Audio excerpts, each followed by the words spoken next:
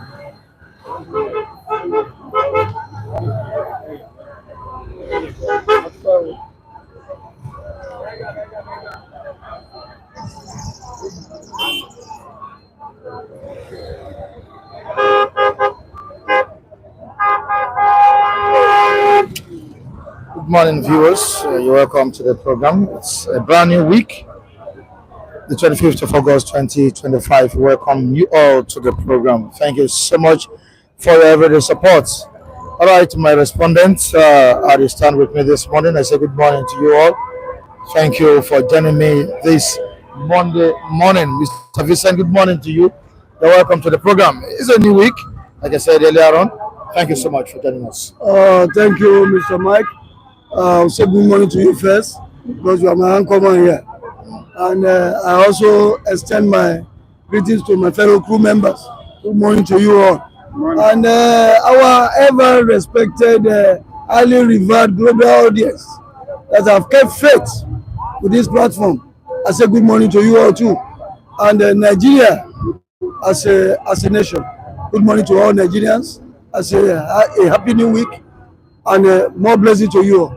All right, good morning to all Nigerians. Nigerians in diaspora, we say good morning to you all. Happy New Week once again. It's the 25th of August 2025. We are right here to dissect issues concerning the country. All right, GOA, good morning to you. The amphitheater, good morning, sir. Good morning, GOA, my very good friend. From another woman. Okay, from another woman, not from another man. Not from another man. Why woman? All right, we're going against all the way from Madrid is also here with us this morning. I will say thank you for joining us. We have Don Kizzy. Don Kizzy, good morning to you. You're welcome. Good morning, Obuji. Is also here with us. Say good morning to you. Thank you for joining us. City Stand is also here with us. Good morning, City Stand. Yes, to which I said good morning. All right, Don Kizzy is here. Good morning, my people. Good morning. Our nation, okay, my people of our nation, that's what it's saying here. We say good morning to you, Don Kizzy. Thank you for joining us. Chris, oh yes, is also here. He's saying Happy New Week, Nigeria. Happy New Week to you too, Chris. Oh yes, Sunday is also here. Good morning, everyone, and at the stand. Thank you so much, and he's saying, wishing us a new week, a good week. Thank you. All right, Abdulganil, all the way from London. All right, is also here. Good morning from a carnival in London. Oh, thank you so much, Abdulganil. Abdulganil Dejaye, currently. I hope you can also extend that carnival like gesture to us too. All right, thank you so much. Abdulganil, aka Abu Mosiah, thank you for joining us this morning. Emeka Igbo is also here. We appreciate you. Thank you so much. All right, keep your messages coming. You are here, and readily available to read out your messages. We appreciate all of you, and to those who supported the platform last week, we say big thank you to you. A big thank you to every one of you, and to those who supported the guy that requested help. That was last week. We say thank you. I've not even seen the guy. Huh? Mrs. Tina sent me 100,000 naira to give to him. Called him. He's not picking up call. Hey man, no, you just need to be sincere. No, that's it. Mrs. Clara also sent 20,000 naira to the guy. So he's not sinning. All right, about 120,000 naira over. He's right here with us. We're still looking for him. All right, we need to move on to what we have this morning. A big thank you to Henry Okoro. A big thank you to Racing Water Liverpool. A big thank you to King Gary. Merciful God, we appreciate you. Alaka, we say thank you. Abake, thank you so much. This is Tina in California. We say a big thank you to you. Achibebe in London. Thank you. Buki Astrop, thank you so much. Yeah, Mrs. Esther in Netherlands, we say thank you to you. And many of our viewers, esteemed viewers, to say. Yeah, thank you so much. Everyone of Jacob Adedeji, big thank you. His wife's birthday, that was last week. Right? Yeah. Say thank you to each and every one of you on the platform. Akim Bada Adeshina in Finland. We always tell people to like, share, and subscribe. We appreciate you. That Ninja boy as well. Best I remember him this morning. We want Biafra too. We want Biafra. That's Chooks Benedict. We appreciate you. He's my friend. Andrew, good Jimmy. We appreciate you. Many. Big team. Osadie, Big T Prince, Big Fish, Udezi, Chima, the chief. I call you that voice. Don't start this morning. It's a Monday morning. All right. Remember Bola Alaka? Bola, yeah, I've called his name. Yeah, there's one man too. A Friday. We appreciate you. Okay, Antnam is also here. All right, thank you so much, all of you. We really appreciate. I love all the viewers Of course, it's in Water Liverpool. Yeah.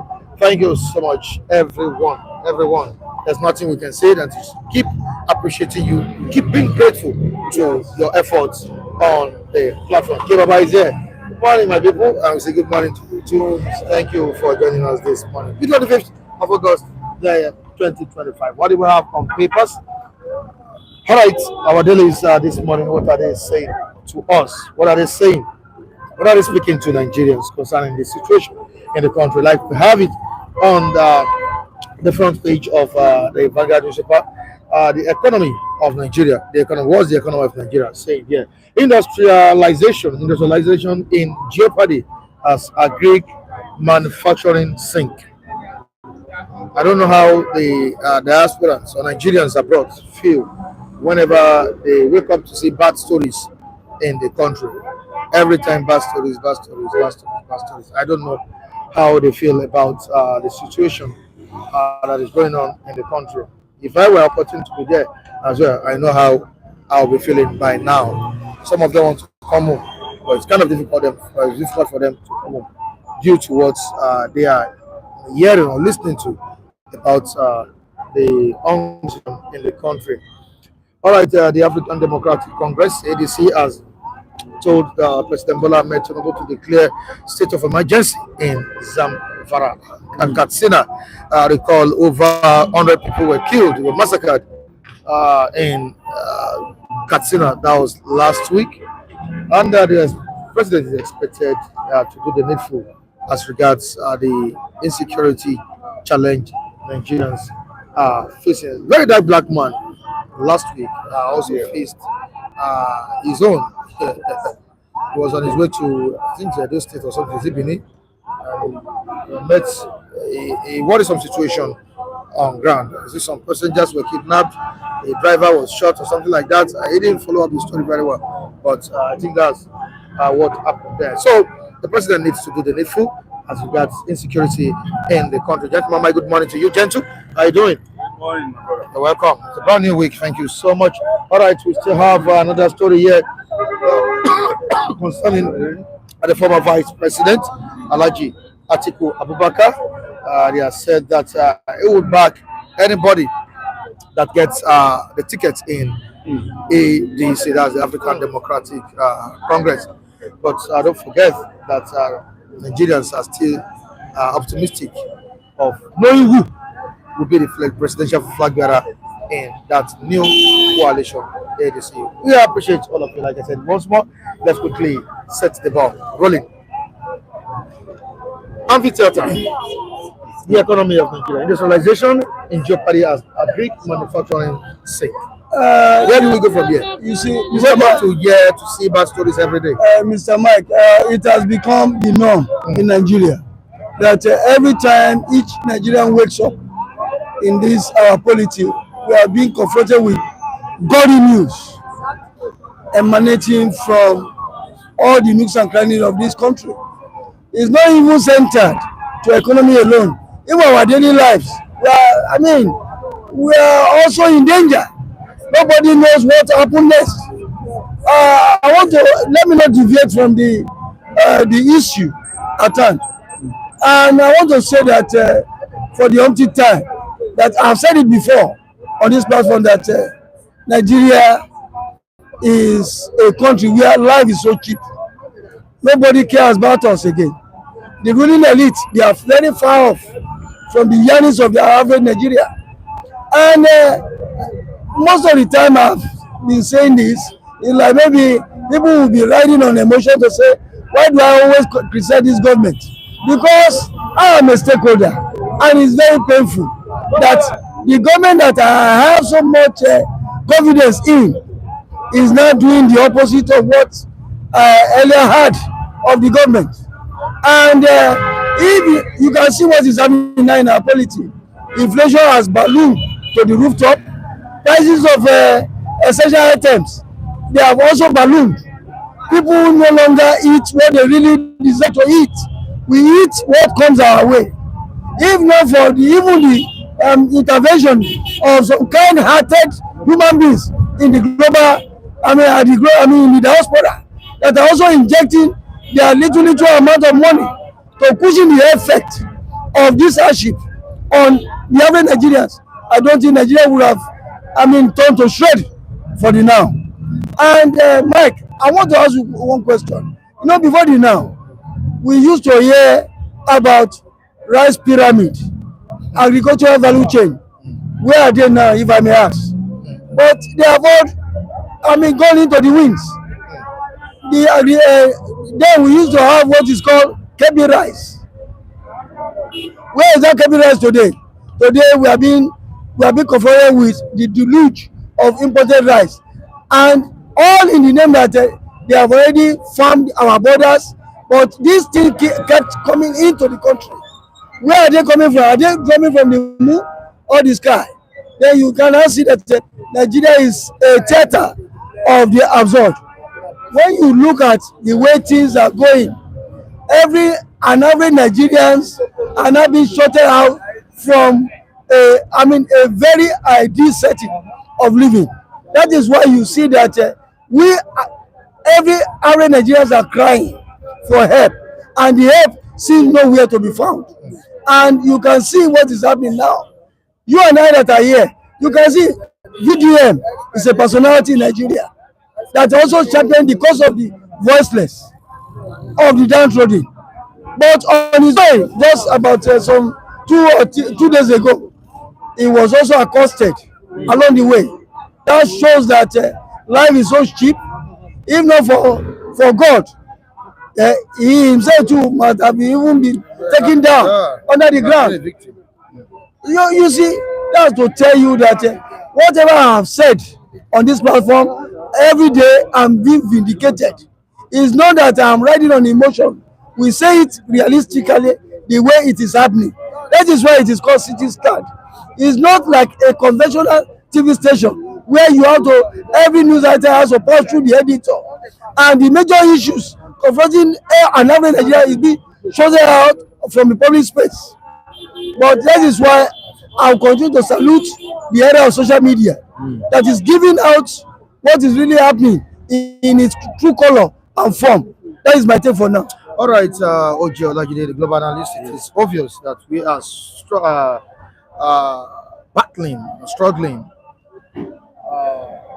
with the industrialization. Sorry, we are struggling with the industrialization. Looking at what President said a few hours ago about the visit of President Bola Tinubu to Brazil, it speaks a lot. And President said his visit to Brazil is to boost Nigeria's economy. To you, the past visit of the president, what has been the result? I said earlier on that we are struggling with deindustrialization in the country. You can see it on the front page of the Vanguard newspaper. Industrialization in jeopardy as agri manufacturing sick. It's not just about agriculture, all of that. What about other sectors? Mr. Kule will come here and tell us that the country is growing, there's employment everywhere. Go to the social place, go to social place. So what's your own take on this? Anyway, Mr. Mike, good morning. I welcome a global man of systems, and our global viewers, they are most welcome. I remain my humble self, Mr. Oji Olajide, and I'm blessed. I'm saying thank you to all the global viewers who appreciate us for this time. Now, you see, I believe in one thing: persistency counts in anything you are doing. Continuity, not giving up. When the tough gets, and when the going gets tough, it gets tougher to get going until you get to the end, because the crown is only meant for those who endured to the end until what they are looking for is gotten. It is in that sense I will speak concerning any man or any person who ventures on for any purpose.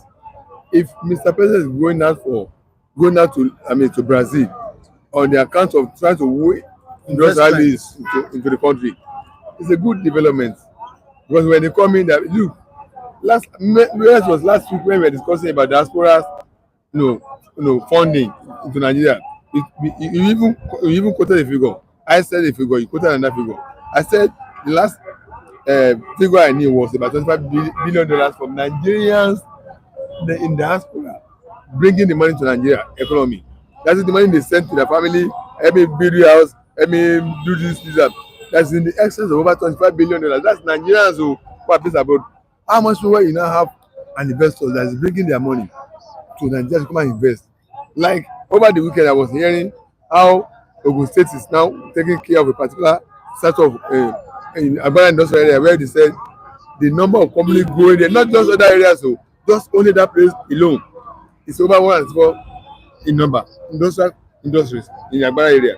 So if a government, a leadership of the government is trying to go out and woo investors to bring in their foreign end dollars into Nigeria to come and invest, it's a good development because the way you see Mr. Mike, I like to talk objectively.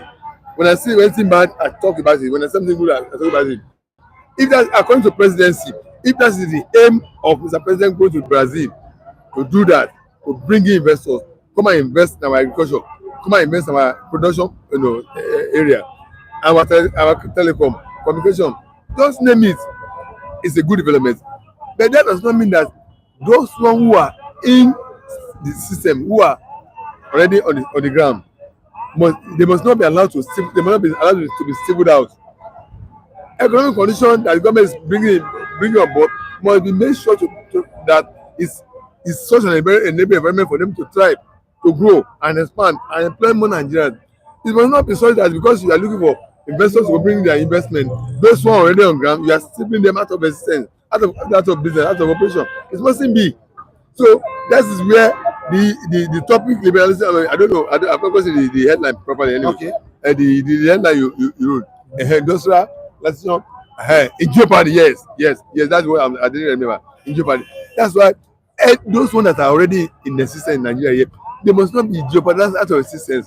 That's why as much as you are struggling to bring in new more, Mr. Mike, you must add to what you have already. If you are trying to bring more to what you have on ground, those ones on ground must not be allowed to be be jeopardized out of a system. They must not be allowed to be fizzled out and be destroyed.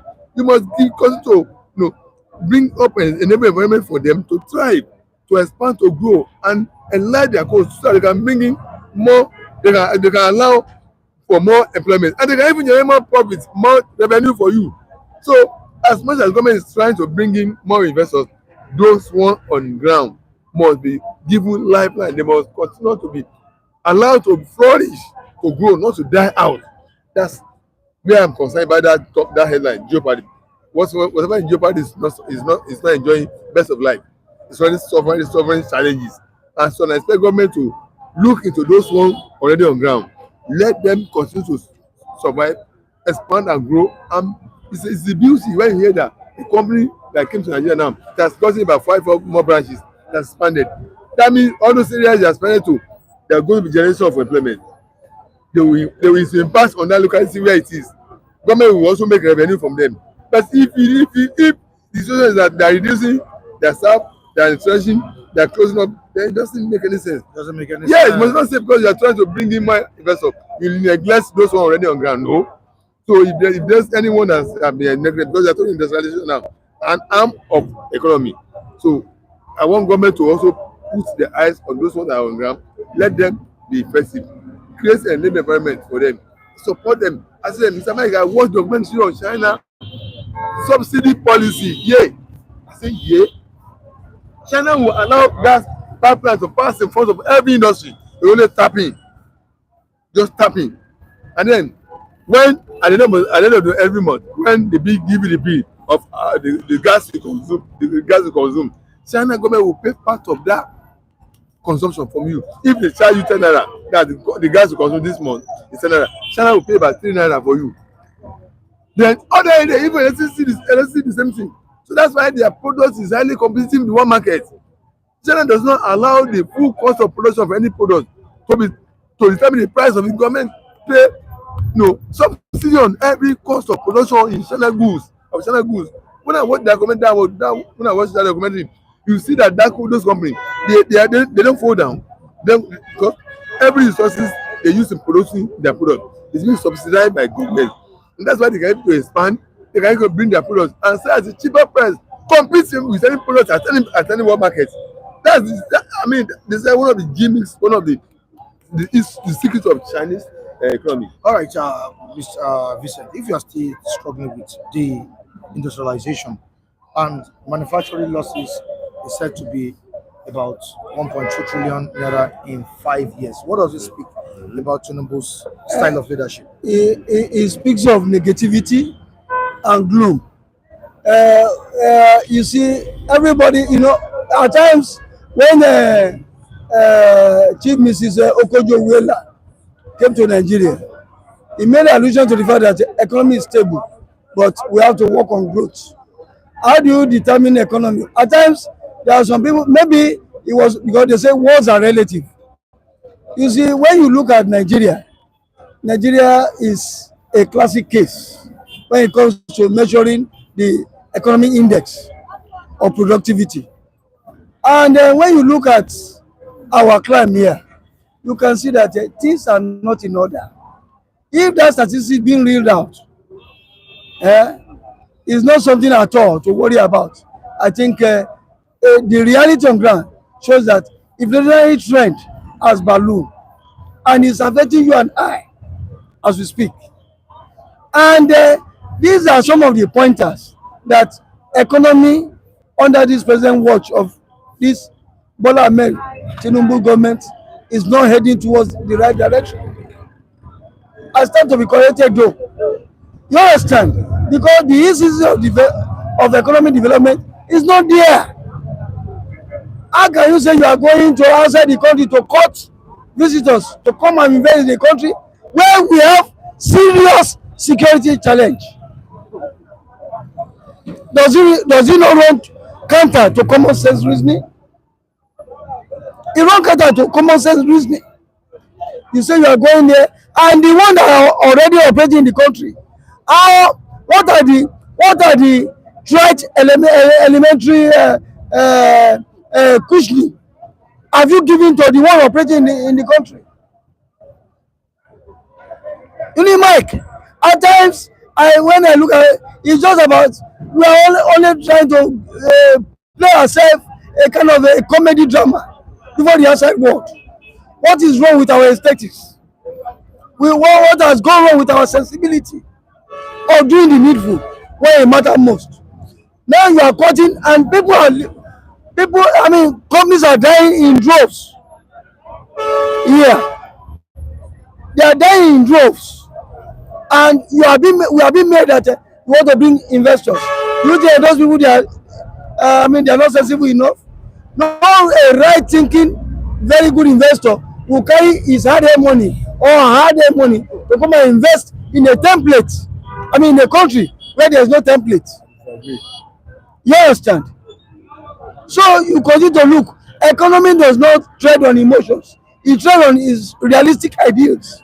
That is how it works. You cannot give something that you don't have. When you take the organogram, the entirety of the organogram, see the tax, see the value-added tax that is being accorded, attached to every product that is being shown out in this country. And it has a trickle effect on prices, which has now taken those common things, those common essential goods away from many households. And I believe that one of the common maxims in finance, you use wealth to create further wealth. And what are they telling us? They are trying to tell us what we already know. Is a serious thing. I think President Bola Tinubu should look inward and see that the current one that are the ones that are left, the companies that are left, are giving adequate support, government funding, so that they can keep afloat and be running instead of doing the other way around. All right, it seems what we are saying this morning is making no sense to Antnam. Now, what was it saying here? Antnam, let me quickly check out what it's saying. JBS, largest meat producer in the world, are coming to Nigeria via Ogun and Niger State with $2.5 billion. Investors don't go to sit at home regions, go to work. All right. Let Karajo respond to that. All right, no problem. They say they are coming. it has not been affirmed. Coming is an expectation. Is an expectation. They have not really come. They have just signified that they are coming. It might not be this era. It might be other administrations, because it's in the works. It has not really been firmly rooted. It goes on by saying companies, investors are making massive profit with the policy of Jagaban, more billions of dollars of business opportunity coming back with Jagaban. Coming back with Jagaban. What about the past? Johnny and back. You want to react? Yes, see, Mr. No, just Mr. Vincent. Yeah, I want to disagree on some of your points. Of course, we know we have challenges with security matter in Nigeria.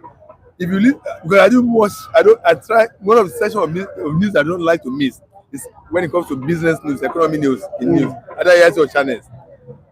Listen to an aspect of the news whereby they talk about the investment coming to Nigeria. You hear federal office of statistics, you hear the amount of foreign exchange that is coming to Nigeria on every regular basis.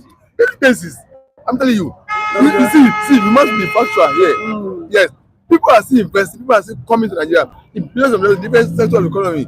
People, investors, excuse me, sir, I like to have your way. Yes, investors are still coming in, Mr. Mike, in different areas of the country. In the north, even I'm surprised, even in the north where you think there's insecurity. In Nigeria State and other places, yes, there's no way you don't have challenges in any situation of life. Of course, we have challenges. I'm telling you, I don't know, maybe I don't know if you ever listen to that part, listen to that part. You see, you find that I was wondering that, so that means, and you see them, you see their picture with the governors, with the state government officials when they were accorded, when they are received. So it's no, it's not somebody just framing up something. What I'm saying is that in spite of our security challenges, we are still recording foreign investment into different economy of parts of the economy of Nigeria. They are still coming. So in different states, the one of last week I watched in Ogun State, when those Chinese people came, they were hosted in State House, Ogun State, and I saw them. They even went many other states as well. So what I'm trying to say is that if foreigners could have faith in our country, that is in terms of their challenges we are passing through, they are saying bringing their dollars, earn dollars to invest in our economy. We too ourselves, we should just find a way of how to step up our game. And I'm saying let government come and empower people, indigenous people. Let government empower indigenous people in whatever form, under form of grant, soft loan. Of course, we know different institutions that give loan to Nigerians. That's important. Let government bring more money and empower major, greater percentage of Nigerians to begin to develop our own entrepreneurship skill, and more improve us, engage, so we can add to more output of the country. All right, so thank you so much, Olagide. Tinubu is a president without focus. In other words, jack of all trade and master of none. This is coming from Odeze Chima. Yes. Remember, Oyezi would always tell us that if it is just one thing he can face, let him face it and complete it. No government faces one thing. The government is not out for you to address one particular thing. Government is addressed to address more. The government is a multifaceted. Are you trashing his work? You are trashing his comments. I understand your reason. I understand your point. I understand. No, I'm not saying it's trash. I'm not saying it's trash. I'm not saying it's trash. I'm not saying it's not. I'm not saying it's a trash. I'm not saying it's a trash. I'm not saying. This doesn't know you. If you are coming from your house now, you don't you bath, don't you eat? Are you not engaged in most recent activities? Concentrate. Look at the critical economy. Just one. That does not mean that it will not attend to other areas. Or there are already structures for that. Supervise one particular one on your own. Make it work. As simple as that. All you jack of all trade, nothing. All everything, every day.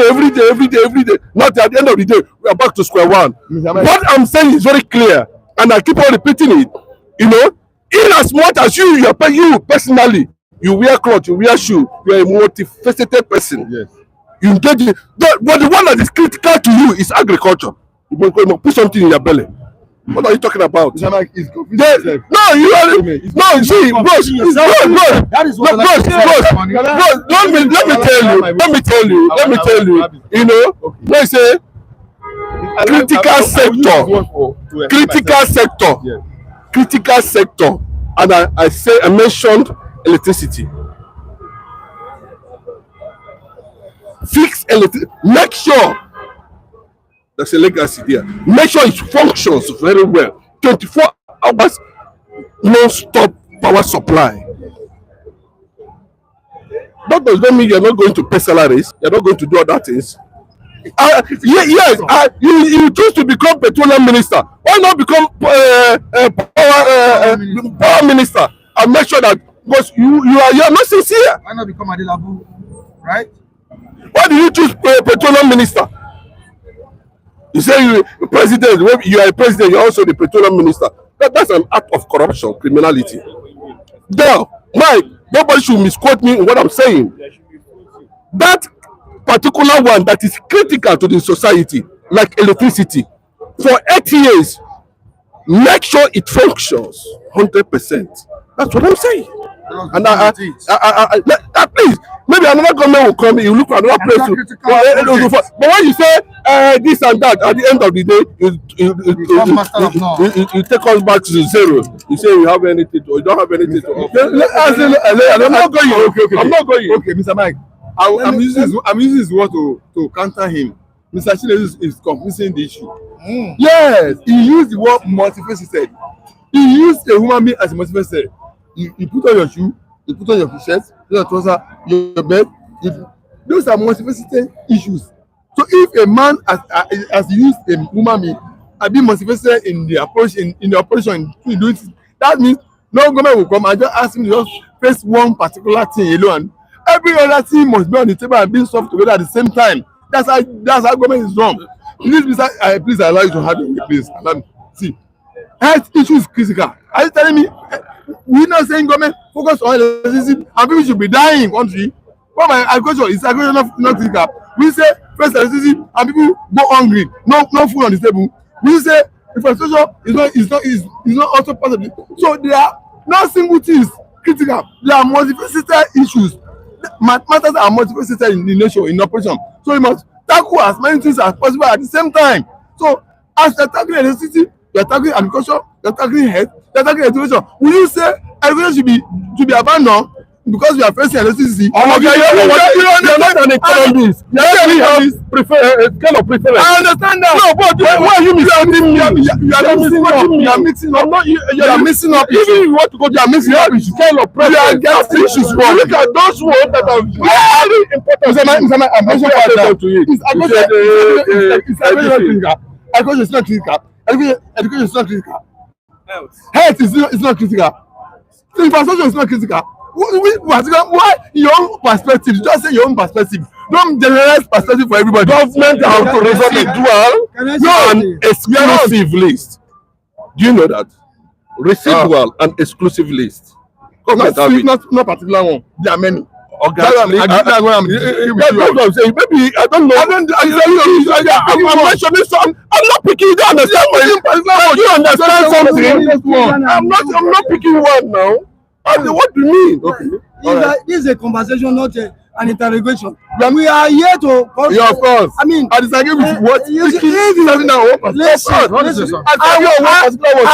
was making my submission when you interjected me. Okay. I was the one talking when you interjected me, and I gave you all the latitude to express your submission. All right. And whenever we are talking about economy, let us not be emotional. I'm not emotional. We are talking about statistics here. Yes. And coming from the background that I'm a management scholar, you understand? Then you cannot tell me what I know. You understand? You only say what you know. Just like I tell what I know as well. You see. Of course. You see what when I was making my submission, I did not give a blanket statement that the government is not trying to win investors. You got me wrong on some certain parts when you said this thing. And I said that I only made allusion to the fact that if any right thinking businessman wants to first of all check the templates before he or she will bring his or her hard-earned money to come and bet in our country. I didn't mention. I made allusion to. I don't want. Hello, sir. Hello, sir. I am on my. Then when you get to your turn, you will say it. Okay, all right. You understand? I don't like all this. Let us make this thing as a conversation, not an interrogation here. And when I was making my submission, I did mention that I said that for us to, the companies that are already existing in our country, how much support has the government given to those countries to continue to be, to be well rooted, so that the operation can continue to go higher and higher. You understand? Instead of living in droves. That was my point. I made mention. I'm not saying that because any government will not just sit down and fold his or her hand and say it will not cut foreign investment to the country. Because the whole essence of giving that government a mandate is to better our lives. But a situation whereby we continue to ride on emotion to say some certain things, there's no whole water here. When we are in a public space, we should be able to speak like somebody who is much refined and more informed. No, we should not ride on emotions. And what I said so far, I have said something on realistic terms, not on emotions. And if you disagree in some certain parts, as you can so do, as a human being, not that you, attack me indirectly as a person. I didn't attack you. I disagree with your point. Because submission is not. It's not based on evidences. Because I told you it's not based on substantial evidences. You're talking to baboon. When you are talking to baboon. Like yourself. Hello, sir. Can you come down? In as much as that you are here. Yes. I don't think I have ever used any foreign language again. Yeah. And I will never, if I'm going to correct you or on this thing, I will be more refined. I will not go to the extent that I said that this is a conversation, yes, not an interrogation. Yes. I am in a place whereby people are watching us globally, yes, and they also know the facts because we are in a global setting. Yes. Whatever I've said here, I always said that I stand to be corrected. You understand? I'm not being absolute. I said I stand to be corrected. If it were not so, what I've given on this platform. And whenever we are here to say some things, we should be able to, to say it realistically. That is why we are here. And people are watching. Thank you so much, Mr. Vincent. Yes. What do you have to say? No, I'm very optimistic here. This is how many years of Nigerian existence to every reasonable person, unless you are just trying to mock yourself at the end of the day. But this is a reality. 60-something years, no sector is working in Nigeria. But, and I made that submission that is it not possible for a government, I'm not saying you should jettison other sectors. Are you not exaggerating? You said 60-something years no sector is working in Nigeria. Which one is working? Which one is working 100%? Which one is working 100%? Now tell me the one that's working 100%. Mention one. Mention one that is working 100%. Mention one that is working 100%. Compared with what the kind of revenue Nigeria has allocated to those sectors. Mr. Mike, so let me give you an instance. He said no sector working in Nigeria. You are a number here. You are conducting an interview. So you are having a program. People are watching all over the world. They are commenting. And they are watching us. Is communication industry of course it's not working that. If it's not working, can you be here? Can you be conducting an operation here? People are watching. Somebody says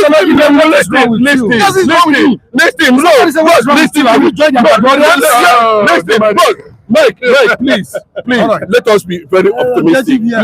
Please, you understand? Please, if you come to communication sector, you know what is happening there. It's going back on the world. I don't know. I know that. Unfortunately, you understand. No one can say that the communication sector is working 100% without much input from the customers. The input I mean there is this, it does not correspond with the kind of service they give to you. That is, it is not. Yes. Then, secondly, listen, if you look at the Vanguard newspaper now, because they always have beg, try to cut corners, they are telling you reality. The real sector, it has declined. You are coming here to, who are you defending? But I make one instance. If you are going out on a morning like this, what comes to a mind of a man the first time is how to fill your tank, how to eat first thing before any other thing. And if you cannot eat, you cannot engage in any economic activities. But unfortunately, some people are biased in reality. When I say critical sector, even government have residual and current. Then somebody will get 100 naira when go market now. They first do scale of preference.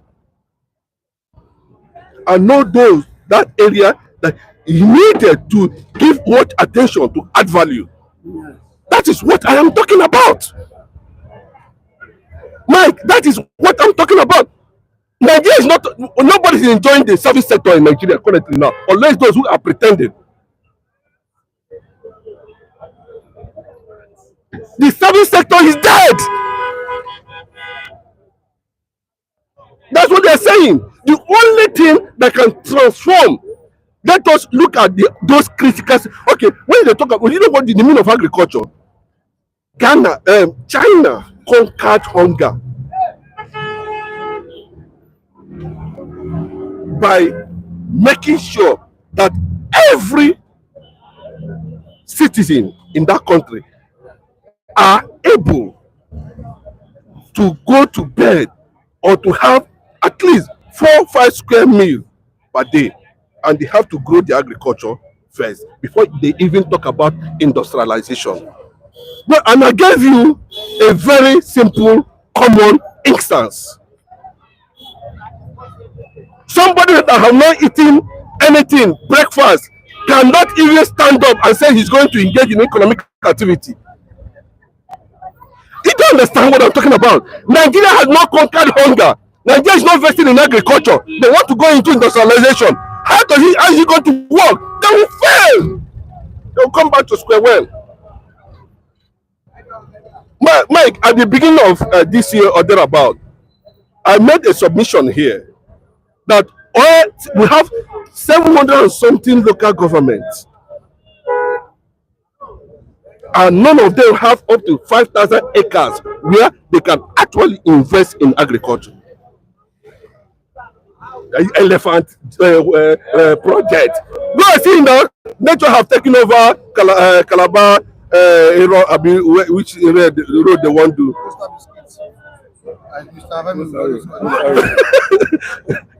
You understand what I'm saying? Yeah, that's what I'm talking about. Are we going to do it in form of policy?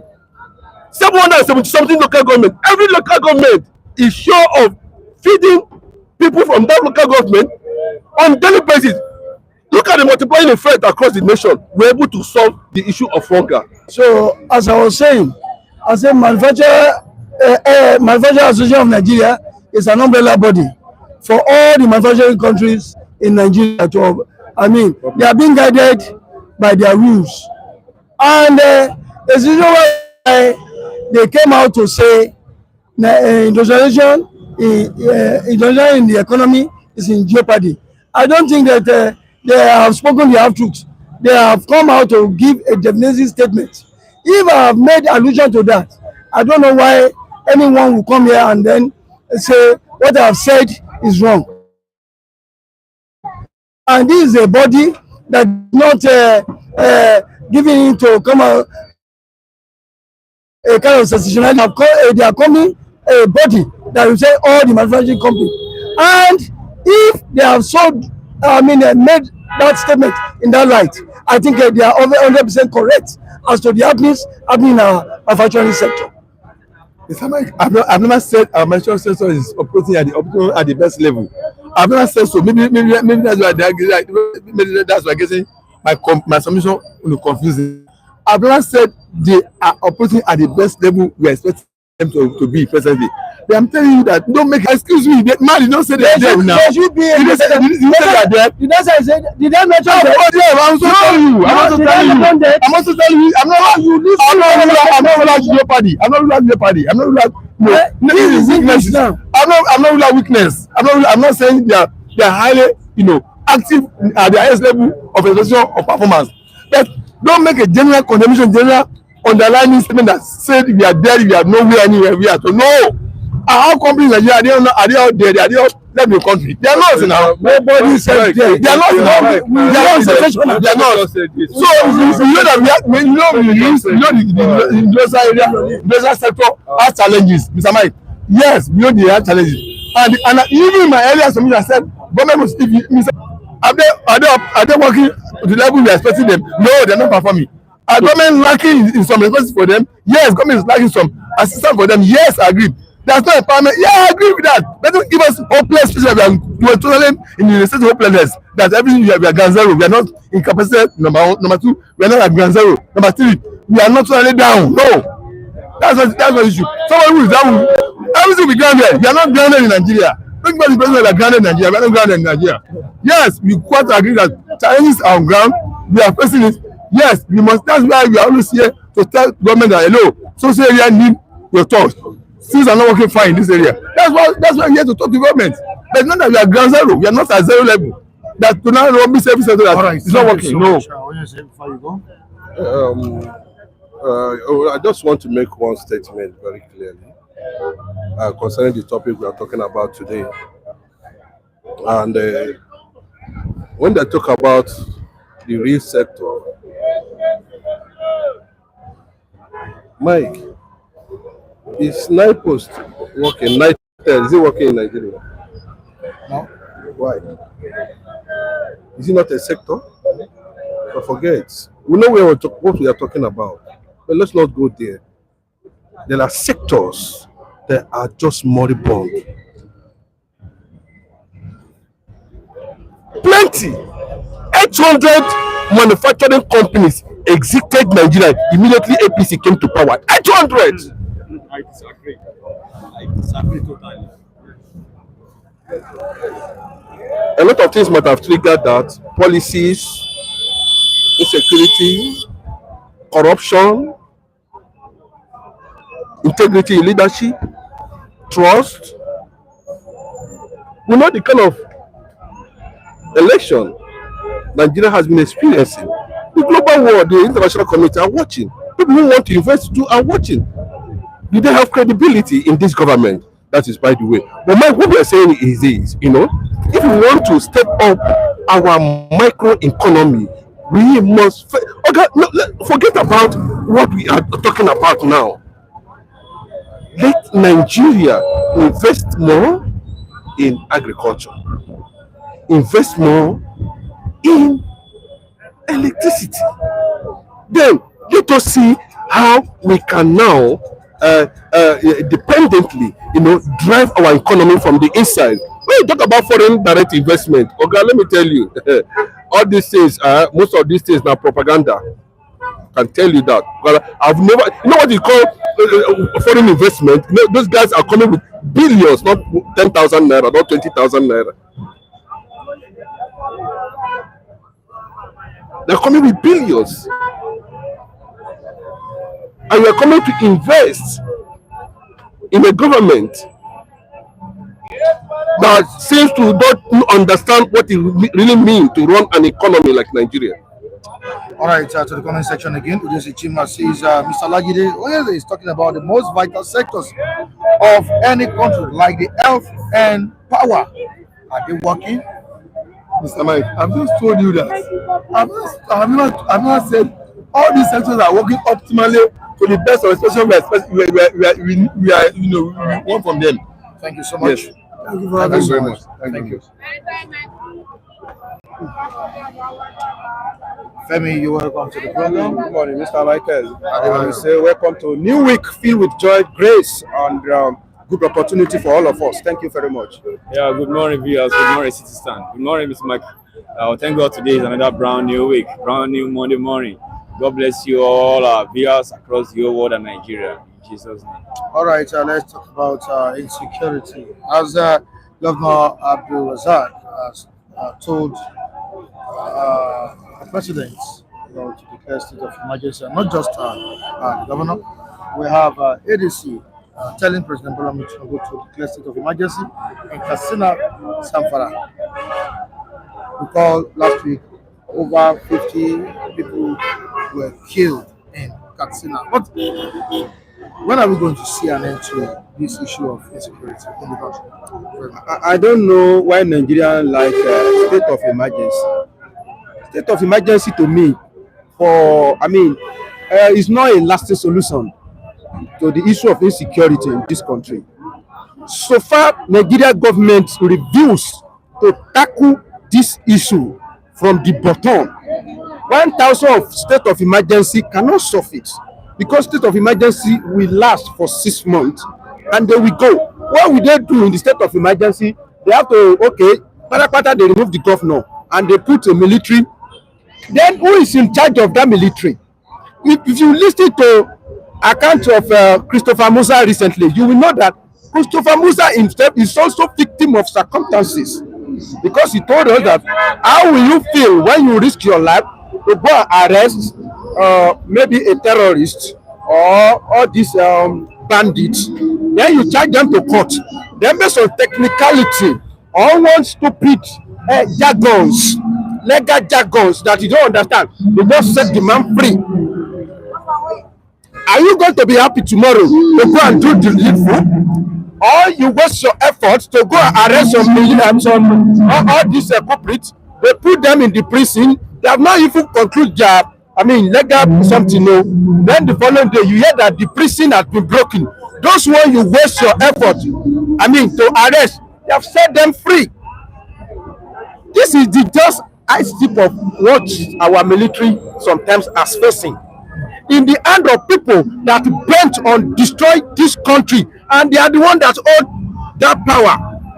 And I'm asking people, CDS Musa was put there by somebody. If Tinubu don't want CDS tomorrow, he has gone. Nothing will happen. CDS himself cannot he cannot do beyond instruction given to him. Do you imagine some people want to kill some terrorists and they give them instruction that no, it's okay, just pause at that point? What do you want to do? So it is when you don't allow military to do their work, it is little they can do. You put military there, but the power that don't want peace, that you leave them there, the military will be incapacitated. As simple as that. Israeli recently want to help Nigeria to tackle security. Do you listen to the response of Gumi? Gumi said, it's like Israel want to come to Nigeria to come and kill some Islamic leader. That's how you see it. To tackle insecurity, you want to kill some Islamic leader. This is just an example of what is happening in this country. So I don't see a state of whatever they call it, state of emergency, as a lasting solution to this unending killing in those axes. All right, Femi said he doesn't see state of emergency as a lasting solution to the insurgency in these regions. Will it solve anything if an emergency is declared in those states? Oh, thank you, Mr. Mike. I think my co-analysts have said it all. As in, he has break it down to a point whereby Nigerians in diaspora all over the world will understand the genesis of the insecurity in some parts of states in Nigeria. Like I always say, or if I'm to analyze or break it down concerning the insecurity challenges we are having in some northern states in Nigeria, because I will tell you the insecurity, the issue now is mainly not in west, not in east, not even in south, mainly in some parts of the northern part of Nigeria. And the secret behind all this, I've tried to dish it out so many times. I've said that we have a lot of intruder in our security, that dish out the information out, to the terrorists, and the agenda and the mission of the so-called the northerners leader as well. about the insecurity challenging and stabilization in Nigeria. These are things we need to investigate, and we need to verify this, and we need to bring it on board. We need to know all this, because imagine as what is it called? Musa has something from ADC asking them to declare state of emergency. Wow, these are enemy of these governments. Is an enemy of this very government. Is an enemy of Nigeria. If you want to refer to the issue of the state of emergency that was declared in Cross River, because the River State, they are on the verge of shutting down Nigeria, one of the Nigerian largest oil refinery, and putting on that state on fire. And the next thing, when the state actors they have failed to do what, to realize what is called genuine leadership among themselves, the Mr. President need to come to help. And the next thing he could do that moment to do what? To restore peace and stability of peace in that state is to declare state of emergency. And the moment he does that, everything remain calm. Eventually they went on table and they sort things out. So on this issue of killings, there is a quite different attacking here. It's a different thing entirely compared to what we are talking about, that a state of emergency should be declared. Okay. And the genesis now, what we just need to address now is all these killings is not happening in the east. It's not happening in the west. If there's any killing in the east, it's political. It's political. Yes, like I always said, do you want to tell me now right now we are in Ogba in Lagos, Nigeria here? We know ourselves in Ogba here. If there's any hundred thousands of Fulani that bash into Ogba here, we will be able to identify them. If we can't identify the entire 200, we will identify 40 or 70 among them, because we know ourselves here. And there is, no matter how 200 there might be, they cannot submit the security, energy, or intelligence in Ogba here. So you would not tell me that 200 Fulani moved down to somewhere in East and they are attacking them there, they are killing the entire Easterners there, or the entire security of East there. It's political. This is a political speech, to do what? To destabilize this very government and the country. And I will be the last person to always talk what is not genuine on the media, mostly on this platform. Because I will tell you that the city standard have gone globally, has gone right all over the world. And we are known for our optimistic and reality, which we discuss out here. All right. And furthermore, I will tell you that the insecurity challenge there right now, like Mr. Femi just said, who are the chief of Nigerian Army Staff? The IG himself. Okay. In his observation, what has he discovered? What have he detected? Who has he been able to brought on the table? So, and the so-called Northerners leaders as well, they are sabotaging so many things, covering so many things. They should just give whosoever that is operating in any office, in any field, a free hand to operate, so they can deliver something positive for Nigeria, so they can restore back peace to this country. That's my take for now. All right, thank you so much. Let's quickly look at what Alhaji Atiku Abubakar, the former vice president of the country, who is currently in the new coalition among people trying to or vying that presidential seat in 2027, has said. He said he will back or support anybody who gets ADC presidential ticket. But Atiku's statement, do you think it was a genuine show? Do you think it was a genuine statement or just a show of democratic spirit? Well, it's easier said than done. Until he drew it, that's when I will realize it. But it's better as he said it. But I don't think Atiku will compete with anybody under that platform. Then he will lose. I don't see it coming. When it comes to primaries. When it comes to primary. Except Atiku don't contest. Except Atiku come out and say, I'm not contesting. If Atiku said that, I'm not contesting, I want to back so person. I want to back so person. Or even it's not necessary you want to even back. I'm not contesting. Let's see what happens. Playground at the primary. Anybody that want to contest. But if Atiku so interested that he want to contest, Obi cannot beat him. No structure, no financial backup for Obi to beat Atiku in that ADC. It's not possible now. How do you want to do it? And how do you want to do something and you will not put your energy into it? It's like you invite Lionel Messi on okay. If you remember some all this mocking play, maybe send off play that maybe all these player. Do you remember the one that Okocha was found on the pitch? Okocha played to the extent that Ato said, "Come and remove this man. He wants to dribble everybody, finish." Even if he didn't mean business, he will overdo it. If Atiku said, just let me, I'm not mean business, so don't let me try to contest. He will do it to the extent that nobody will be able to beat him. Because the political structure is there, financial backup is there, and he has come into that level before. People know his capability, plus tribal bigotry that has eaten deep in Nigeria political system. So the best thing Atiku can do is for him not to contest. If he contests, he will win. That, and it be the case of Osebo, Kebode, make sacrifice and eat the sacrifice. Simple as that.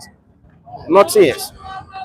All right, Adebayo, was that a statement of an elder statesman, or a statement to remain relevant ahead of 2027 election? Well, I would say it's still fresh, and number one part of it is the political speech from Atiku. Like you and I know, Atiku, like I always is a desperate politician. He's very anxious, and he remains desperate, and he's still desperate. And what I've heard more again is it's still fresh to decide if Atiku is contesting or is not contesting, because now he's also observing the history, the network in the ADC. Either he's moving out from ADC or he's going to find a way back to a different party, because it's still fresh now, the time we have on ground in preparing for 2027 election. And if Atiku can single-handedly decide within himself that he's not contesting, it simply means whosoever can pick up the ticket in presidential ticket in ADC. But if willingly Atiku decide that he is contesting, there is nobody who will challenge Atiku and win Atiku in that very party. It's just like when Tinubu comes out and maybe let me just say is in APC, and nobody knows his mind game, his intention, maybe he's contesting or he's not contesting. The moment he step out, everybody will remain loyal to him. When we talk about the political big fish in Nigeria today, we talk about Tinubu, we talk about Atiku, so you can't push him aside. So definitely he has a lot of loyalists and a lot of followers on his back that will be humble and be loyal to him. All right, they just want to listen. Are you contesting or you're not contesting? All right, when it comes to primaries, I'm not the one saying this. This is from Antman. When it comes to primaries, Atiku is an expert. He's an expert in winning primaries. I concur with you. All right, Julius Osunde is saying ADC ticket belongs to Atiku. No go area. The African Democratic Congress ticket belongs to Alhaji Atiku Abubakar. All right, we move on. Godwin is saying Peter Obi for Nigeria rescue. The only person that can rescue Nigeria is Peter Obi, says Godwin. I think that's a child play. The situation where we find ourselves now in Nigeria, it's not what I will always say, and I will stand on it till tomorrow. Obi still have a lot to learn about when it comes to Nigerian politics. Ruling a state is quite different from ruling the entire country, ruling Nigeria. Nigeria is beyond what you can use as a basketball.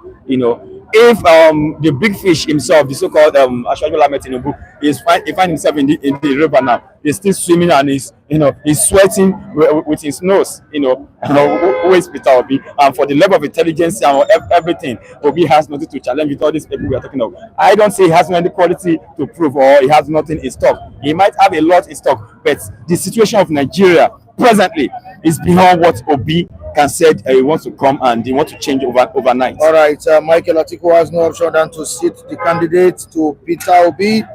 That's what Udezi Chima has said here. The situation that Tinubu and Buhari puts into Nigeria. Abi? Okay, that's what Joe has said here. Peter Obi, who couldn't rescue Anambra for 8 years, man increased poverty in that small state. That's the slogan of Nam. Exactly. Yeah, I concur with him. He's on point. He's on point. He's for on 8 years. He couldn't do anything. A good 8 years. I'm not from Anambra, but I don't think when you go and check, if you compare Anambra with other states in this country, you see bill on average. That's the truth of the matter.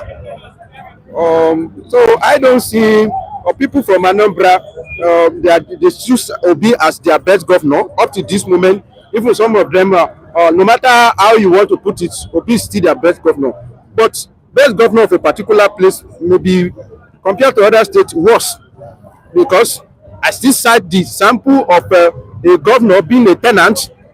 I don't think that state. How do you want to say you are rich?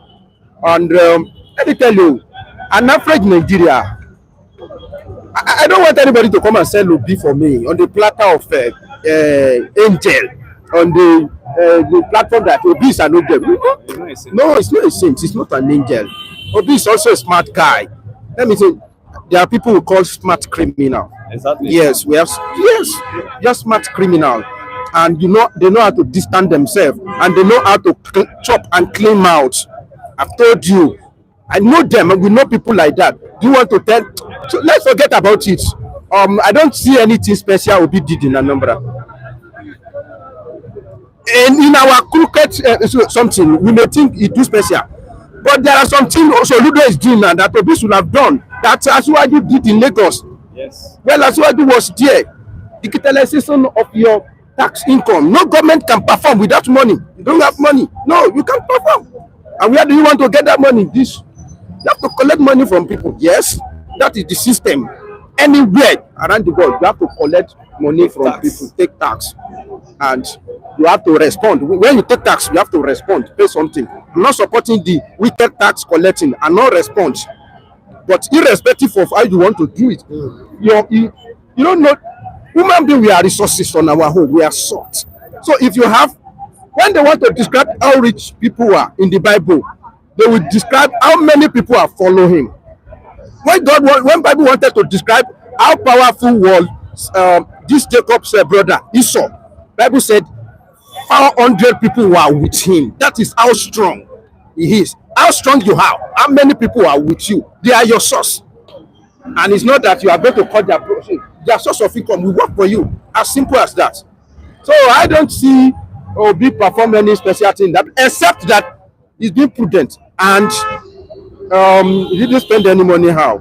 But that does not automatically mean that you are still going to progress. All right, so there's a Chima, Mr. Femi, that's a propaganda. Obi remains the best governor, not only in Did I argue? but the best that came out of Southeast after the South. That is Southeast now, and it's your fault. You can decide on that one. I don't argue that one with you. All right, we'll move on. Femi, Obi built the current Anambra State University School of Nursing. Is it a new thing? Is it a new thing? Even though the local government build a secondary school, how much more being a governor? So it's not a new thing to build a University of what? Obi built University of Anambra, current Anambra State University. That's what they say. That's School of Nursing. Okay, it's only University of Nursing or School of Nursing now. Oyinlola built current University of Osun State. 6 campuses, different places. Also, headquarters we have in our hometown, Ipetumedu. Some of the university he built at that time, some of them are now standing independent university, and that was how Oyinlola made it that in the future, some of you can stand on your own. So I don't see. Tell me something new. All right, it's safe to say another new thing. Obi built the educational level in Anambra from 0 to number 1. Says today's a Chima. Okay, in Anambra, giving you an account of. Did they have education special center? No? Did they have education structure there before it comes in as a government? They don't have education now. Okay, they don't have education. I don't have education. It's a bit that give a whole Anambra education. Yes, so thank God for Obi. So you don't will never be a professor. I'm telling you. You see, it's something about the followers and the carriers of Obi flaggers. They are trying to package I would say egg that has no yolk, and present it to us as a egg. And when you are eating the egg that has no yolk inside, it's unproductive. It has no good product to impart to human system. That is what I will give you comparison as Obi. There's no yolk in that egg that people are packaging about Obi. Yeah, I will tell you sincerely, Obi is a good talent, good leader for Nigeria at the future, but not presently. He still have a lot to learn. He has a long way to go. Industrialization in jeopardy under the leadership of President Bola Tinubu, says a report from Vanguard. No, I disagree totally. All right. I among all the topics I brought to my case, I love this one so much. While I was standing behind, somebody was doing comparison that what about Dunlop have left Nigeria. I said Dunlop have left Nigeria. Yes, definitely they will leave Nigeria because, for instance, we have Bonfita, we have Top Tea, we have Milo. We have to compare and look at which one is more rich among all these 3 or 4 products. If I'm taking Milo and I'm growing fatter and I'm shining every day, you need time to go and buy other product that is not giving me anything. When we have Dunlop, we do have other strong productive slippers or whatever in Nigeria. Now today, you can see what I'm putting on. These majority of all these are Nigerian products. We don't longer use slip Dunlop. We want to buy slip Dunlop. You can see what everybody, they have unified everything. So we're not using Crocs. Thank you. So you can look at the products we have now in Nigeria. Why some are coming and they are giving us a standard expectation of what we need. And those we have, then they are saying black vision, black structure. You know, that has nothing to challenge this present unique or expectation. They have to live for those new models coming in. And furthermore, they said a lot of companies are leaving. They are leaving because they cannot meet up the demand of all the society are expecting, what Nigerians are expecting. No.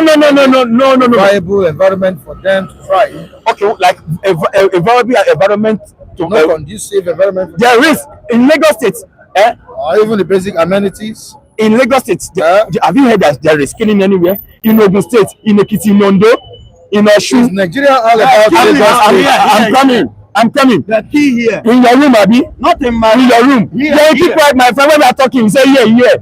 Is it your room they are killing? I will tell. The key Babisky. Baba said the killing. Don't mislead the Nigerians. Fulani, what are you doing? You said they are not killing. You have Fulani in your room. You have Fulani in your room, Abi. You are agent of Fulani. That's what you are saying. A name of somebody. You have Fulani in your room. It doesn't say Fulani in your room. You are agent of Fulani. Are you ready to come? Don't mind me. Are you ready to provide the Fulani to us? Let's yes. Yeah. Is it your room they're killing Oluwole? You are not want to record us. Please, viewers, Nigerians, please. I know you are all informed and you rely on this channel. We always feed you the genuine updates of what is going on in the street and Nigeria. Okay, right here in Lagos State, we have what we call 99.9% security stand in Lagos State. You go to Osun State, you go to Ogun, Abeokuta, Ijebu, Ondo, Ekiti, you have security. In the east, there is security. Okay? Osmo says you should stop justifying. I'm coming to respond to him. In east, there's security. In all other parts of Nigeria, where are they kidnapping? Okay? We'll talk about some part of north. Okay? And it's all political. It's all political. And I know why I'm bringing out this, so that you can have knowledge of what is going on. Why people say there's no security? There's no security where? Says who? In Ikeja, you move to their break. Soon later, you work to their break. First time, you work to their break. In Lekki, UGC, you work to their break. If you're saying nobody stop is asking you, what did Tinubu build in his 8 years in Lagos State? What as a governor? Okay, good.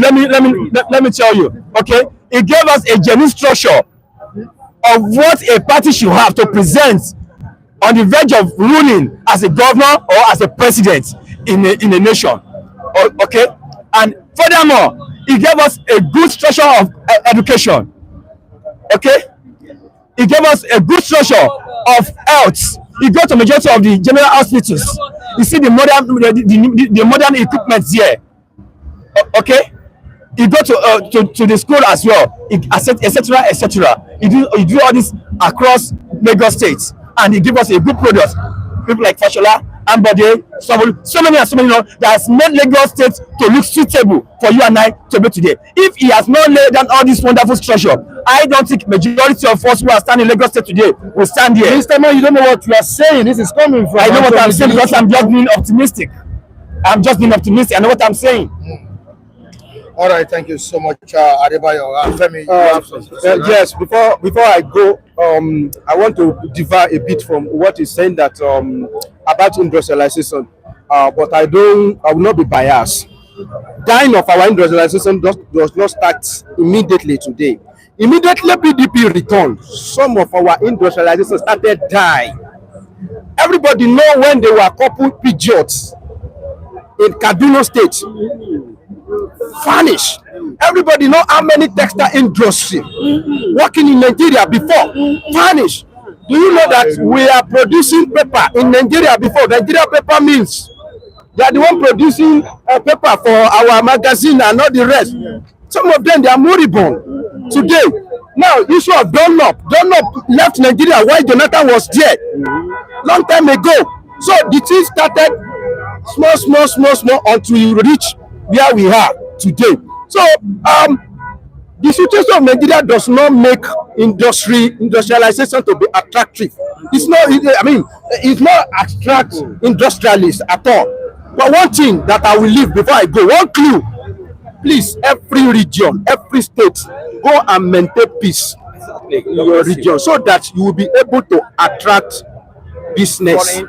Not only foreign, what about local? God bless you, my brother. Okay, well, I don't know why people usually talk foreign investor. What about local investor? Do you know that someone who just open a business up in Nishin that can give about 10,000 jobs, direct job to people? Cobbler, people that will be making shoe, leather, go and do research. Something is happening. What about local refinery? Do you know that after Dangote have a factory in Innovation? You still want to have another factory? The same Ogun State. Why? Why is it Ogun State? And there's no security. Do you know that the owner of Emsa Paracetamol is an Igbo woman? You still want to make another factory? What about 30 billion naira? You still go to Ogun State. Go and ask why. If it is not Lagos State, it's going to be Ogun State. Everybody, go and listen it. Thank you very much. Thank you so much, Mr. Femi. Benja, good morning. Good morning. Good morning, Mike. Oluwawan. Good morning. Morning. Good morning. God bless you all. All right, let's quickly talk about Atiku's statement that he will back anybody that gets the presidential tickets in ADC. I mean, these are some of the leaders that had or that have issues of political cross-carpeting in the African Democratic parties. Can we trust such politicians? Actually, you can. This is politics, and politics is a game, and I see it as I call it a dirty game, and all of them are looking for a way to end their point and end their ground and sound and present themselves as saints, which they are not. There is something he even further said. He said that he's not actually fighting to become president, collecting the ticket, but he needed a credible and a substantial candidate that will make Nigeria work. That is what he's actually fighting for and looking for. But all this still standard. Atiku, whatsoever he's saying, is politics. To me, politics is politics. It's political. It's political.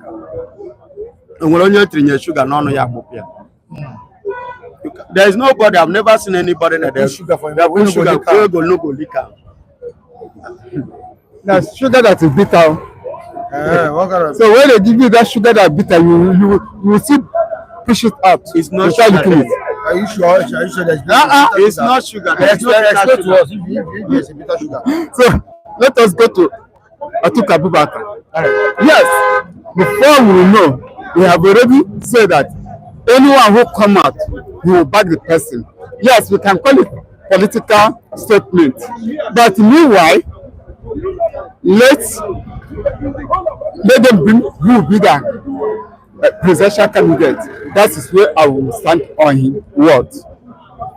Coming to 2026, that is where the presidential candidate will come out. But as of now, I will not say Atiku is on the ground of ADC to become the presidential candidate until they do the final meeting and final conclusion where we believe on him. Can we trust such politicians with power? People that have escaped from one party. You see, when we are talking about the politician that caused carpeting, you see, Atiku already gave his name, himself, a bad name. When you say Atiku is nowhere to be found. You see, let me just, according to his statement, to support a credible candidate in the name of who? Obi. Obi is more popular and credible with Nigeria because Nigeria has seen, they have saw. You see, let us be frank with ourselves. Atiku to swallow that bride, forget about himself, become the president. He was here many years. See, let us support somebody like Peter Obi. Then Nigeria will now stand up and follow Peter Obi. Because Peter Obi, what we are seeing among all of them, let us be sincere, among all of them, the one that is familiar with Nigeria have that heart that he can do the better than what we are seeing now is Peter Obi. Because if Obi should stand up any day, any time, he will have the highest queue and he will defeat the present government. But other person from that, zero. There are controversies surrounding Obi's style of leadership and Obi's achievement in Anambra State. You are from the eastern part of the country. Yes. I know you should be privy to certain information about. See, my beloved brother. Yeah, listen. When one of my achievement, of course. So why people criticizing him? I saw what Anthem wrote now. That it's a failure. Obi is a failure. In what sense? In Anambra, or a failure of becoming the president? He has always been saying that Obi has been a failure. Obi being a failure, becoming president, or a failure as a governor? When he was a failure as a governor. In what sense? So let us, excuse me. 8 years without any results. That's what he said. No.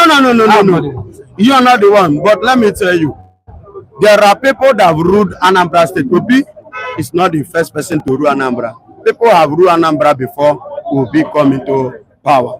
And remember, we used to travel. For you to move before the second bridge now, you must enter Anambra, Onitsha. Before you now, everybody will now face their directions where they are going to. You must land in Onitsha first. Listen, before Obi come to power as a governor of Anambra State, I, that is speaking here, I don't know if you have stayed in hold up for almost 7 hours. Have you ever experienced it? Yes, in Lagos. More than 7 hours. Good. If you have experienced it, I want you to checkmate the distance from here to east. Then whereby you now stuck for 7 good hours only in a bridge, despite other hold up. It was when Obi came to power that, see, go to, they are mentioning a Soludo now. Go and check the infrastructure of Obi, the educational value. Baba, you know, why did I short our history today? Because we once had an uneducated president. That is why he did not understand the importance of history, and that is why our education is going down instead of growing. And let me tell you, every advance or any nation that want to do well must be educated. We need education to grow. You understand? And you are having a government that does not have value to add value to education, that does not have importance of education. How do that nation grow? Which will be in Anambra State now. Despite the fact that, you know, say when you make mention of Anambra, more they are into business. Anambra majorly are business people. But I tell you today, because of Obi impact in Anambra as a governor for that 8 years, do you know that now every Anambra person is ready to go to school and have a certificate? Despite the fact, even if he finish school, he can still do his business, but education first now, because of Obi. imparted education in the life of the people. And somebody is here saying Obi didn't do anything. Go and check the roads. Go and check all those overhead bridge. Go and check all those flyover. Who are the person, the governor that built it? If you are heading from Anambra, once you are crossing Oka,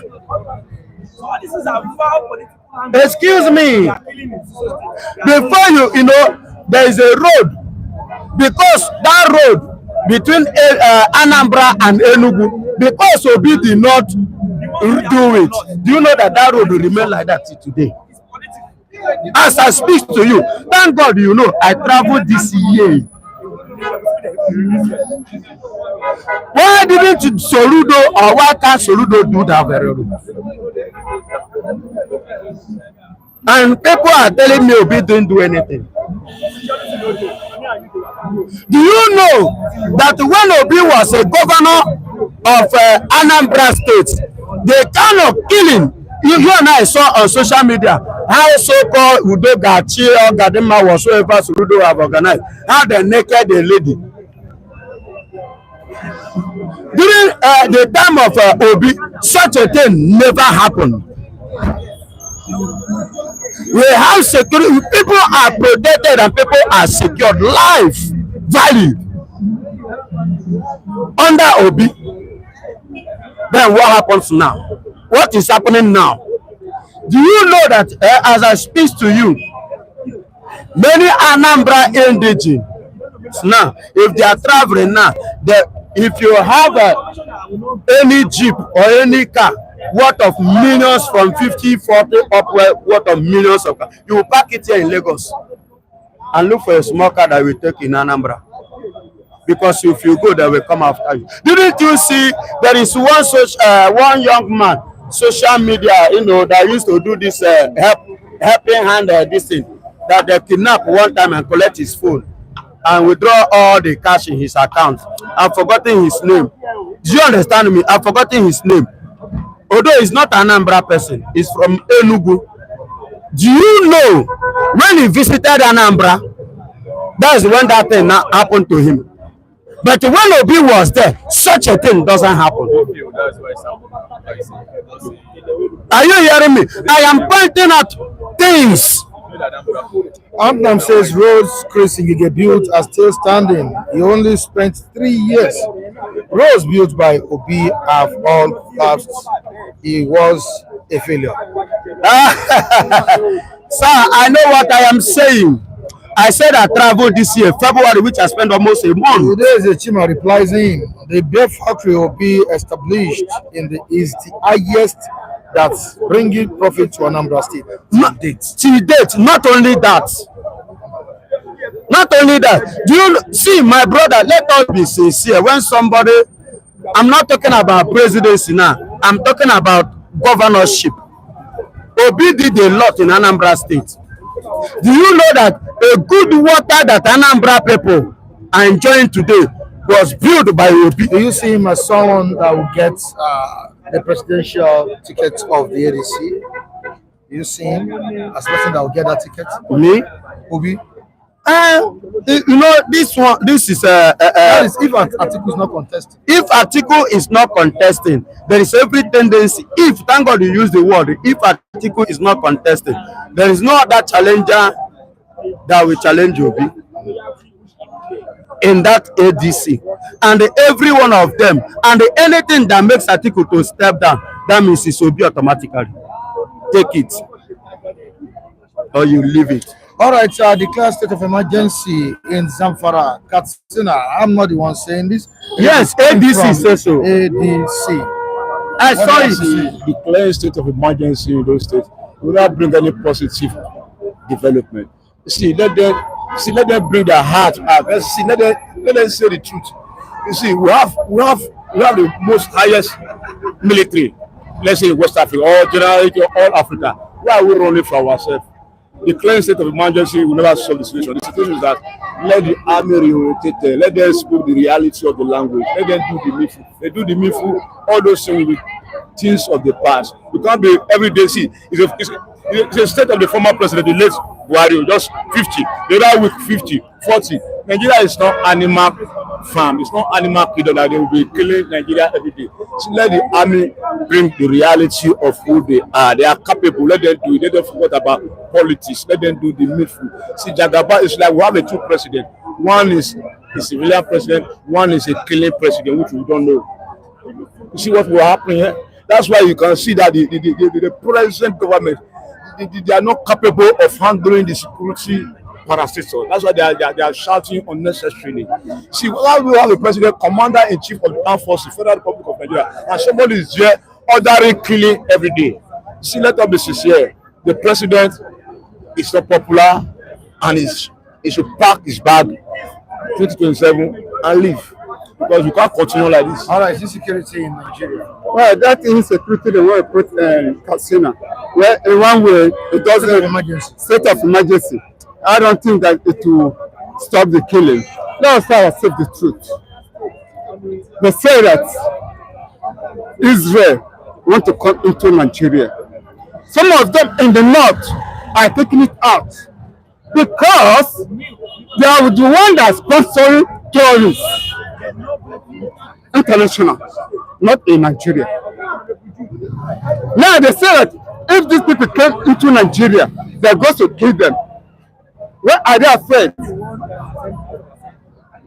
Hamas, they say that we are going to freeze them out. In Iraq, they go there and freeze them out. Where about Nigeria? Because they are the one that sponsor all these people. If there's a peace state of emergency there, it will not stop. Until when these people come into Nigeria and start their operate, that is when you know the truth, what is going on. So let those people in the north that are backing, that are supporting terrorists, let them get them. That is where all this killing will stop. But if you do not get those sponsors, it will never stop. All right. It will be going on day by day. Thank you. Good morning to you guys. Good morning to our esteemed viewers, Ututoma to our Igbo brothers, Inapwana to our Hausa friends, and Karo to our Yoruba brothers. Suma, you're welcome. Yeah, good morning. Good morning to our viewers out there.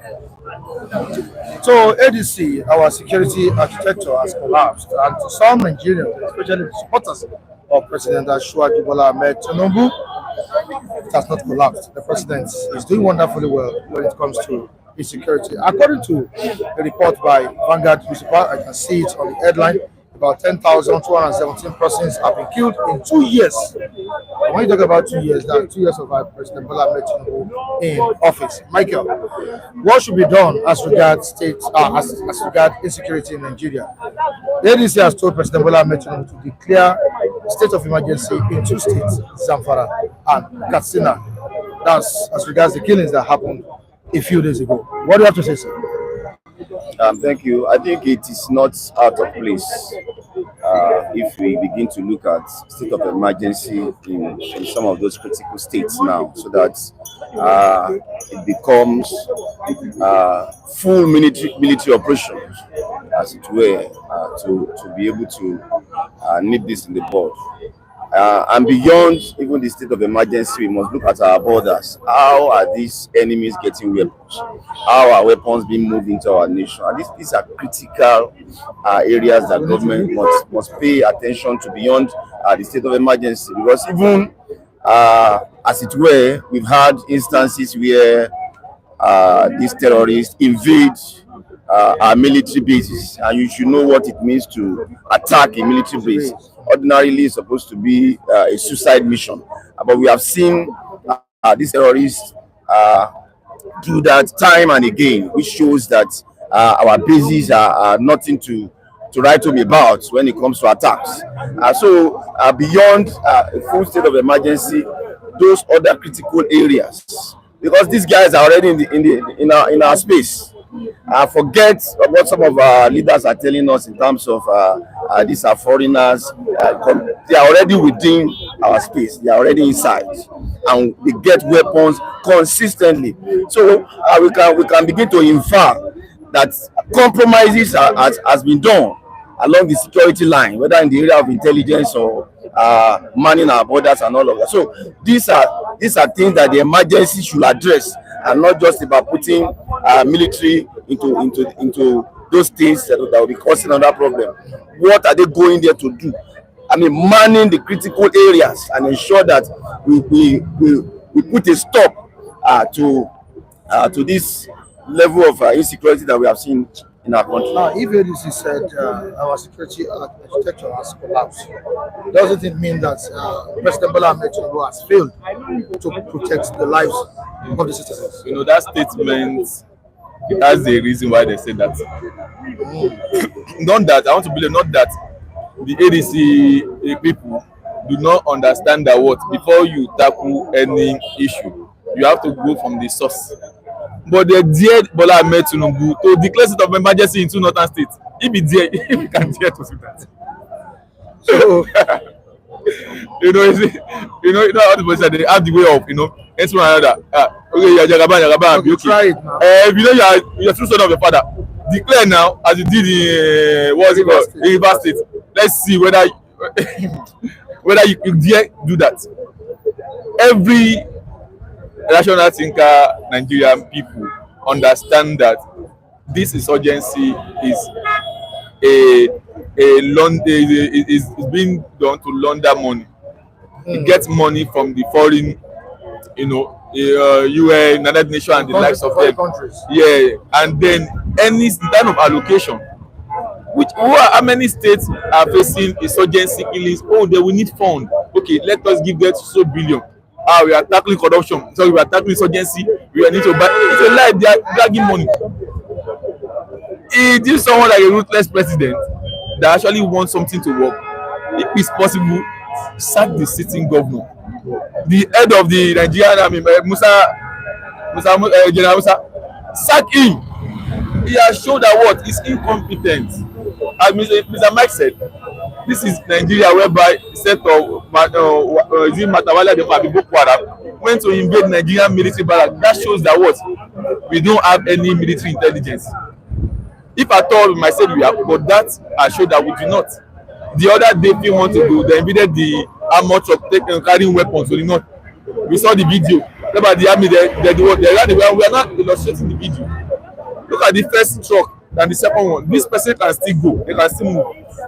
How can I run away when I'm carrying a lot of ammunition, bomb and heavy such, and I'll be seeing maybe 50 or 100 of Boko Haram coming?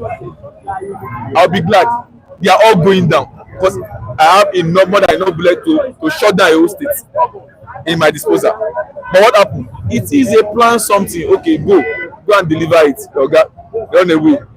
We've seen some of our military personnel in our family that are saying that don't go and join army now. This is what our guys reaching our eyes to face it. They will ask us to go to a place where we know that place is not safe. They will say go there, obey the last order, and they are endangering their lives. So I dare the president to declare state of emergency. If he can, if he do, if he did, I don't even know the right thing. What is needed to solve the that is not the solution of every state. In every state we have the police and other paramilitary. We have the navy, the Nigerian armies there. The military generally. Okay, what is the difference when you have a state of emergency whereby and the military are not working? They are failure. They will still fail. The point is, what happened to the Nigerian border? As big as the Mexican and US border, Ukraine and the likes border are. They have fence over the India, Pakistan. They're well protected. Yes, you see after what is wrong in what guiding fencing out the offense. We know nobody is coming and the military are there standby. Any intruder coming from afar miles away, we take you down. So these people, they are not serious. You understand?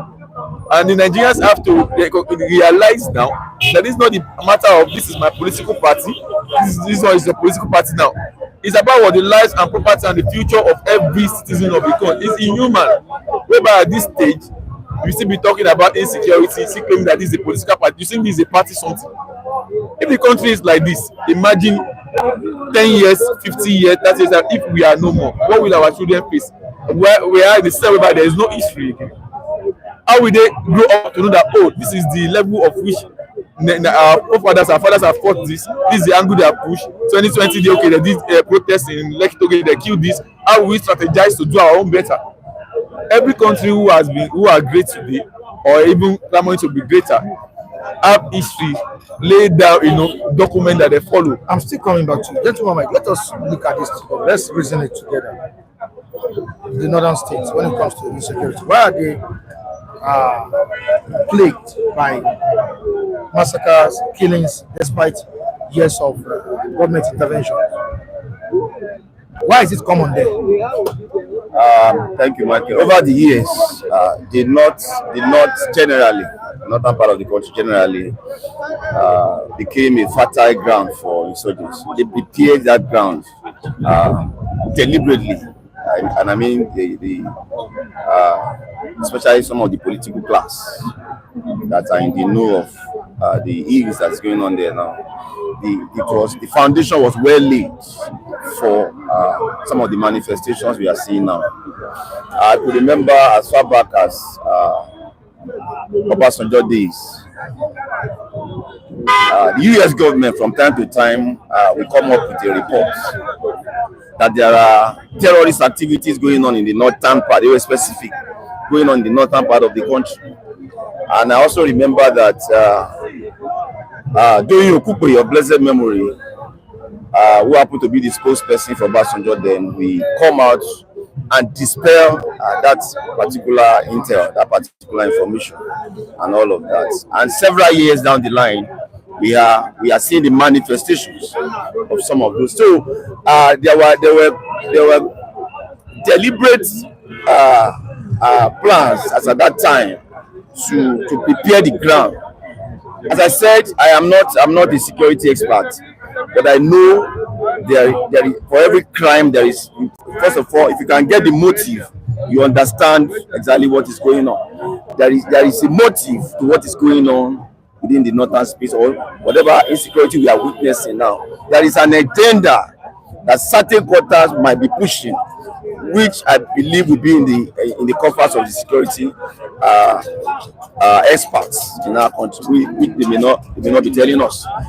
They lay the foundation and they're already building. So it makes even the fight to be very difficult. These guys are in the midst of, they are in the day-to-day life of the people, even in the northern part. So they go to their market, they go there, and they are working for terrorists. They are the real terrorists and all of that. So it's even more difficult. Some of these people in the northern knows these terrorists. They can identify them as it were. They understand their mission and they move on a daily basis and all of that. So it makes the fight to be more difficult, as it were. The fight is now very complex. They are already within the system and all of that. So, but as I said, it was a well-planned strategy to what we are witnessing now. But whatever might be the reason for what we are seeing, a government in the saddle, and I mean the present administration, must be courageous enough, because these are people that have first-hand information as to what is going on. That's the Commander-in-Chief of Armed Forces. They have first-hand information as to what, but the political will, that has always been the missing link.